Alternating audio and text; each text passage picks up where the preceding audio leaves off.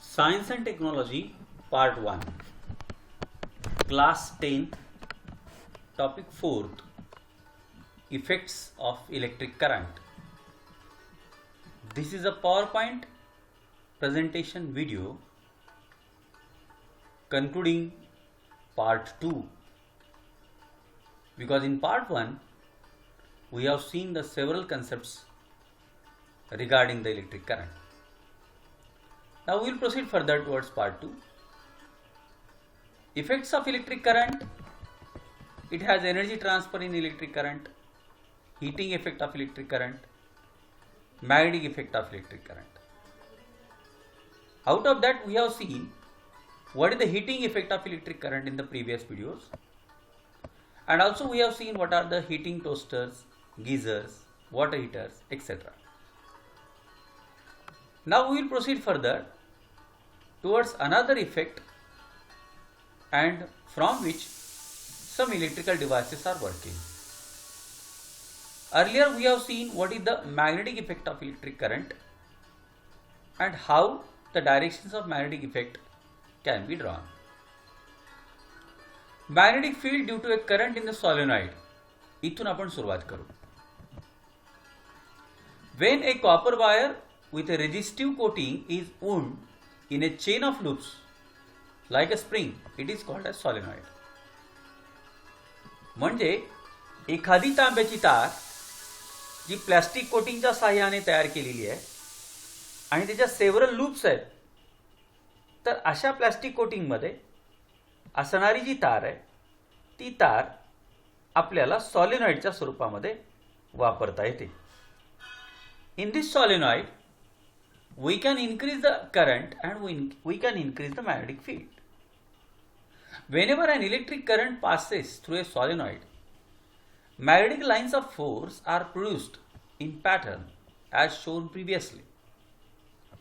You are aware of the magnetic lines of force of bar magnet. The properties of magnetic field of a solenoid are very similar to that of the magnetic field produced by a bar magnet. One of the open ends of a solenoid acts as a magnetic north pole and the south pole. One of the open ends of a solenoid acts as a magnetic north pole and the other as the magnetic of south pole. The magnetic lines of force inside the solenoid will create the sound. Now you will find that how the solenoid is creating certain magnetic field whenever an electric current is passing through it. What is the nature of that magnetic field and how does it looks like? As earlier we have seen that the magnetic field is just like a bar magnet, and the lines of magnetic field, they are not intersecting each other, they are just concentric rings and they are forming certain circles. आता आपल्याला एक अत्यंत महत्त्वाचा concept बघायचा आहे. When a current carrying conductor is placed in the vicinity of magnetic field, it experiences a force. This is one principle, and with the help of this principle the electric motor works. आपण बघूया हे principal काय आहे. इथे बघा दोन stand तुमच्या समोर दिसतात. This is first stand which is holding one conductor, म्हणजे इथे एक तार आहे. या तारेच्या दोन टोकांना एका मॅग्नेट मधनं जोडलेला आहे. Remember here, one end of the wire is connected and it is passing through the magnetic field. A horseshoe magnet is there and that horseshoe magnet is creating one magnetic field and another is the magnetic field which is generated by the passage of electric current. तुम्हाला या figure मध्ये दिसतंय का? इथे एक तार आहे. या तारेचं एक टोक प्लग के प्लग केचं दुसरं टोक बॅटरीच्या पॉझिटिव्हला, बॅटरीचं पॉझिटिव्हचं टोक नंतर वायरच्या दुसऱ्या टोकाला. हे सर्किट पूर्ण आहे. आता या वायरमध्ये मॅग्नेटिक फील्ड जनरेट होणार आहे. It is because of what? Because of the electric current which is passing. आता या तारेला आणखी एक परपेंडिक्युलर मॅग्नेटिक फील्ड ठेवलेलं आहे. It is of what? Horseshoe magnet. म्हणजे ही तार या हॉर्सशू मॅग्नेट पण मधून पण जाते आहे. याचा अर्थ या दोन स्टँडच्या साहाय्याने एक तार इथे जोडण्यात आलेली आहे आणि एक मॅग्नेट जोडण्यात आलेलं आहे. या तारेमध्ये करंट पास होत असल्यामुळे ही तार स्वतः एक मॅग्नेटिक फील्ड जनरेट करेल. Otherwise we can say that a magnetic field will be created around the conductor. At the same time, there is a second magnetic field which is generated due to the horseshoe magnet. हे जे horseshoe magnet आहे, या horseshoe मॅग्नेटच्या उपस्थितीमुळे एक magnetic field तयार झालेलं आहे. आता लक्षात घ्या, इथे दोन मॅग्नेटिक फील्ड आहेत. एक करंट पाठवल्यामुळे या तारेभोवती निर्माण झालेलं मॅग्नेटिक फील्ड. दोन इथे हॉर्सशू मॅग्नेट आहे त्यामुळे तयार झालेले magnetic field. So there is a contradiction between these two magnetic field. One magnetic field will experience a force on another. एक मॅग्नेटिक फील्ड दुसऱ्या मॅग्नेटिक फील्डवर फोर्स प्रयुक्त करते. त्यामुळे हा जो वाहक आहे ना, ही जी तार आहे ना, ही तार आपल्या मूळ स्थानापासून डिफ्लेक्ट होते, बाजूला सरकते. Either it is toward the right और toward the left. What does it indicate? आता वर परत एकदा बघूया. When a current carrying conductor is placed in the vicinity of a magnetic field, it experiences a force. जेव्हा एक विद्युत वाहक तार स्वतःच्या चुंबकीय क्षेत्राच्या सलग दुसऱ्या चुंबकीय क्षेत्राच्या संपर्कात येते, तेव्हा त्या तारेवर बल प्रयुक्त होते. मी परत एकदा सांगतो तुम्हाला. जेव्हा एक विद्युत चुंबकीय तार स्वतःच्या चुंबकीय बलासकट जेव्हा दुसऱ्या चुंबकीय क्षेत्राच्या दरम्यान येते, तेव्हा या दोन चुंबकीय क्षेत्रातील प्रभावातील फरकामुळे त्या तारेवर बल प्रयुक्त होतं. When a current carrying conductor is placed in the vicinity of a magnetic field, it experiences a force. इथं दाखवलंय बघा. हा एक हॉर्सशू मॅग्नेट आहे आणि त्या दरम्यान हा कंडक्टर आहे.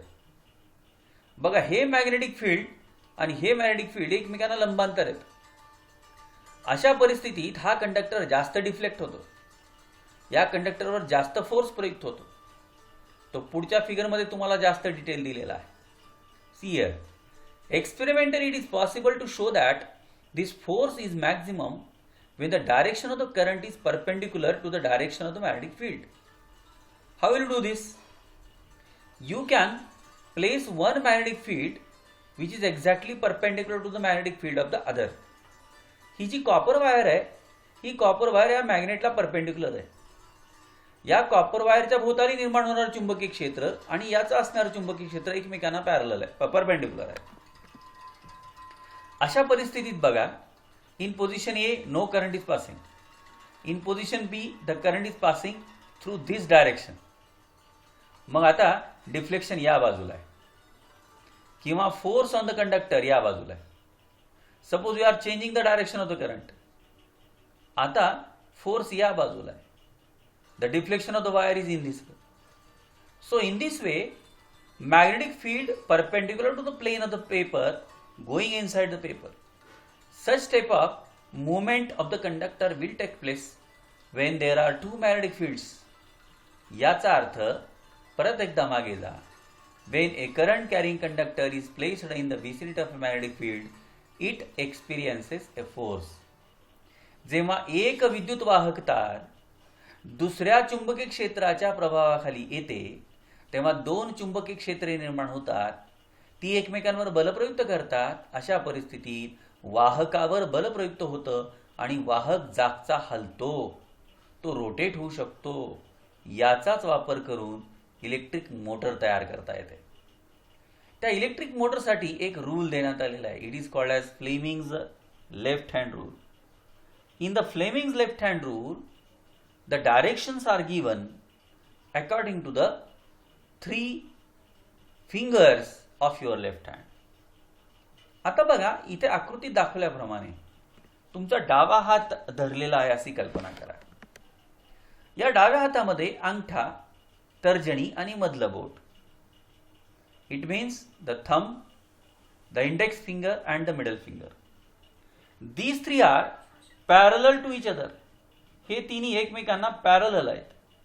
अशा परिस्थितीमध्ये आता बघा, हे तिघं कोणते कोणतं डायरेक्शन दाखवतात. See once again, the thumb, the forefinger and the middle finger are perpendicular to each other. If suppose the direction of magnetic field is in the direction of forefinger and the direction of current is in the direction of middle finger. बघा, परत एकदा बघा. If the direction of magnetic field is in the direction of index finger and if the direction of current is in the direction of middle finger, then the force acting on the conductor is in the direction of the thumb. म्हणजे जर समजा चुंबकीय क्षेत्राची दिशा जर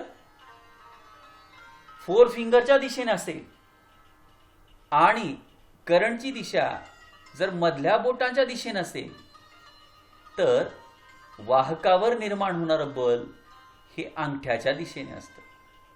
This is called as Fleming's left hand rule. If the index finger, middle finger and the thumb are held perpendicular to each other, if the middle finger shows the direction of the current, then the forefinger shows the direction of the magnetic field, that is index finger, and the thumb is directing the direction of the force on the conductor. हीच आकृती खाली दाखवलेली आहे. हे बघा, या दिशा एकमेकांना लंबरूप आहेत. जर चुंबकीय क्षेत्राची दिशा ही असेल तर विद्युतधारेची दिशा ही असेल आणि या दोघांना बरोबर लंबरूप कुणाची दिशा असेल? Force on the conductor. The conductor will be forced which is exactly perpendicular to this. This is given by a rule which is known as Fleming's left hand rule. या फ्लेमिंगच्या डाव्या हाताच्या नियमावर आधारितच इलेक्ट्रिक मोटर काम करते. Electric मोटरचं principle आणि rule आपण बघितलंय. हे पहा, हे प्रिन्सिपल आहे. See, this is the principle. When a current carrying conductor is placed in the vicinity of a magnetic field, it experiences force. It is the principle of motor. मोटरचा rule कोणता आहे? हे पहा, Fleming left hand rule. If these three fingers are held perpendicular to each other of the left hand, middle finger shows the direction of the current, then the index finger shows the direction of the magnetic field, and the thumb shows the direction of the force exerted on the conductor. According to this rule, the electric motor works. पहिल्यांदा मी तुम्हाला electric मोटरचं बाह्य रूप दाखवतो. बाहेरून electric motor अशी दिसते आणि हा इलेक्ट्रिक मोटरचा पिस्टन आहे, तो गरगर गरगर फिरतो आहे. पण ही फिरणार कशी? ह्याच्यामध्ये फिरण्यासाठी कोणतं तंत्र वापरलं जातं? इलेक्ट्रिक मोटर डेली यूजमध्ये आपण कशी वापरतो? त्यासाठी 2 गोष्टी आहेत. एक, हे प्रिन्सिपल आहे. What is that? Wien a current is carrying conductor placed in the vicinity of magnetic field, it experiences force. आणि त्याला एक रूल आहे. कोणता रूल आहे? हा फ्लेमिंग्स लेफ्ट हँड रूल. आता बघूया आपण मोटर कशी काम करते. What is the principle? You know various forms of energy. You also know that energy can change its form. A device changing electrical energy into mechanical energy is known as electric motor. म्हणजे electric मोटरमध्ये नेमकं काय होत असतं? विद्युत ऊर्जेचे रूपांतरण यांत्रिक ऊर्जेमध्ये होत असते. The electrical energy is converting into the mechanical energy. Then how this mechanical energy is created and how the electric motor works, that we will see. आता बघा, around us in our day-to-day life, an electric motor is born. It is used in fans, refrigerators, mixers, washing machines, computers, pumps, etc. या सर्व ठिकाणी आपण electric motor वापरताना पाहतो. ही electric motor principally कसं काम करते ह्याचं डिझाईन दिलेलं आहे आणि हे डिझाईन त्या मोटरमध्ये असतं. 5 प्रमुख भाग असतात इलेक्ट्रिक मोटरला. 1, strong horseshoe magnet, north south pole असणारा एक स्ट्रॉंग मॅग्नेट असतो. या स्ट्रॉंग मॅग्नेटमध्ये नंबर 2 एक कॉईल असते, त्याला आयर्न आर्मेचर म्हणतात. See, this is coil A, B, C and D. या कॉईलची 2 टोकं कशाला जोडलेली आहेत? कार्बन ब्रशेसला जोडलेली आहेत. These are 2 carbon brushes and these 2 carbon brushes are connected to a piston which can rotate, which can move. आता बघा, कार्बन ब्रशचं एक टोक वायरच्या साहाय्याने बॅटरीच्या प्लसला जोडलेलं आहे, तर कार्बन ब्रशचं दुसरं टोक वायरच्या साहाय्याने बॅटरीच्या मायनसला जोडलेलं आहे अलॉंग विथ द गेट. आता बघा, जसं आपण बघितलं, in the vicinity of magnetic field a conductor experiences a force. आता इथे बघा 2 मॅग्नेटिक फील्ड आहेत. कोणते कोणते? एक नॉर्थ साऊथ, हे हॉर्सशू मॅग्नेटचं एक स्ट्रॉंग मॅग्नेटिक फील्ड आहे. दुसरं कोणतं? या वायरमध्ये मॅग्नेटिक फील्ड जनरेट होणार आहे. कशामुळे? It is due to the passage of electric current. When we are passing the electric current, this will pass through this coil. The coil, as it is having electrical energy, a magnetic field is generated. याच्या भोवताली magnetic field तयार होतं. म्हणजे किती magnetic field तयार झाले? आता एक असणारं नॉर्थ साऊथचं, दुसरं तयार झालेलं वायरच्या भोवतालचं. As there are 2 magnetic field, what will happen? One magnetic field will experience a force on another. याचा परिणाम काय होतो? ही ABCD कॉईल जी आहे ना, त्या कॉईलवर दाब प्रयुक्त होतो आणि ही कॉईल आडवी न राहता आता उभी होते. बघा, डायरेक्शन दाखवलेलं, ही अशी उभी होते. It is experiencing a force. ही उभी झाली, ही मॅग्नेटिक फील्ड जर उभी झाली, या बाजूला आली, the electrical power supply is disconnected. As electrical power supply is disconnected, the remaining turn off this piston will be completed by the inertia. अर्धी टर्न इनर्शियामुळे कंप्लीट होते. Once again the electrical power supply is connected. Once again 2 magnetic fields are generated. As there is hindrance between these 2 magnetic fields, once again a force is exerted on the coil. The coil gets half turn.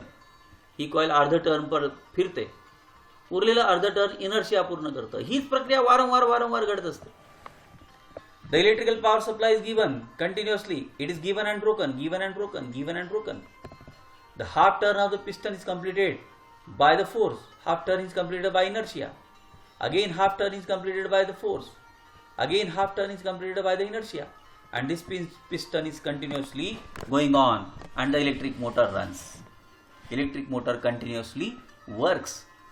This works on the principle that whenever an electric current carrying conductor is placed in the vicinity of a magnetic field, it experiences a force. त्याच्या साह्याने हा piston सातत्याने फिरत राहतो आणि ही electrical motor काम करत राहते. It is the design and working of an electric motor. This motor looks like this. वेगवेगळ्या आकाराच्या, वेगवेगळ्या स्वरूपाच्या छोट्या मोठ्या मोटर्स आपण तयार करतो, पण या मोटरच्या आत काय असतं? कॉईल असते. कॉईल प्रचंड मोठ्या प्रमाणात गुंडाळलेली कॉईल असते. ती कॉईल स्ट्रॉंग मॅग्नेटच्या दरम्यान असते. 2 मॅग्नेटिक फील्ड तयार होतात. करंट पास केल्यामुळे 2 मॅग्नेटिक फील्ड तयार होतात. आता मी मागे तुम्हाला सांगितल्याप्रमाणे पाहिजे तेवढं मॅग्नेटिक फील्ड तयार करता येतं का? तुम्ही किती कॉईल तयार करताय, किती लांबीची, किती प्रचंड लांबीची अशी कॉईल तयार करताय गुंडाळून, त्याच्यावर मॅग्नेटिक फील्ड तयार होतं. आणि म्हणून वेगवेगळ्या ताकदीच्या मोटर आपल्याला बनवता येतात. 1 horse power, 2 horse power, 3 horse power, 5 horse power, 100 horse power. This much amount of large horsepower electric motors can be prepared. They works on Fleming's left-hand rule and the principle. All these things are there and the electric motor works. This is an important aspect and this is known as the magnetic effect of electric current. Okay, we will stop here.